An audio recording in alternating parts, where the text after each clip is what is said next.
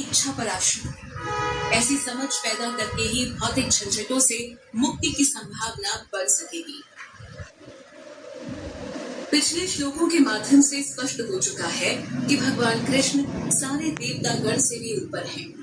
देवतागण व्यक्ति की पूजा प्रार्थना से प्रसन्न होकर जो फल उन्हें देते हैं, उसका विधान खुद भगवान कृष्ण ही करते हैं। यानी सब कुछ भगवान कृष्ण की अध्यक्षता में होता है। भगवान ही व्यक्ति के हृदय में देवताओं के प्रति भक्ति को स्थिर करते हैं। लेकिन इस श्लोक से यह भी स्पष्ट हो जाता है कि देवताओं की पूजा करके जो फल मिलता है या जो लाभ मिलता है वो क्षणिक होता है।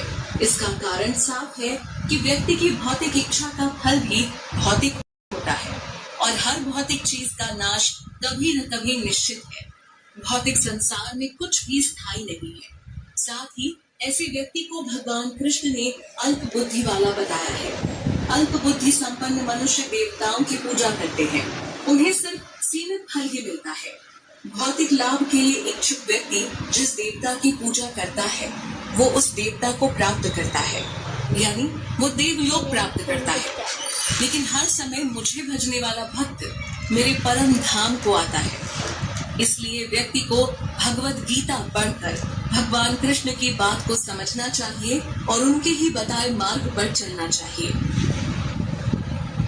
अध्याय 7 की शुरुआत से ही भगवान कृष्ण अर्जुन को अपने दिव्य रूप के बारे में बताते आ रहे हैं। भगवान कृष्ण संपूर्ण सृष्टि के कण कण में है।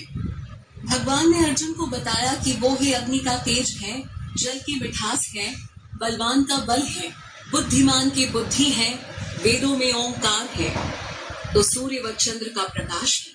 इतना ही नहीं, अध्याय 4 में भी भगवान कृष्ण बता चुके हैं कि वो अजन्मे और अविनाशी है। उनकी प्रकृति न बदलने वाली है। भगवान कृष्ण का तो भौतिक शरीर भी दिव्य है। भगवान अपनी योग माया से प्रकट अप्रकट होते हैं। लेकिन यहाँ श्लोक में भगवान कृष्ण ऐसे मूर्ख लोगों की बात कर रहे हैं जो उनके सर्वोत्तम अविनाशी रूप को नहीं समझते हैं।